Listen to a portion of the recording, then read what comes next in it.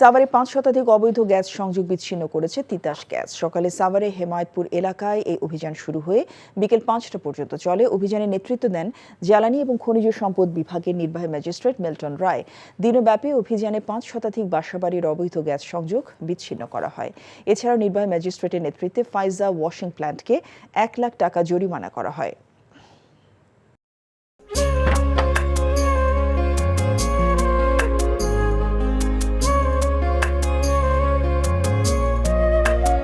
এটা আমাদের ঘর, আমরা দুজন মিলে সবকিছু গোছাবো।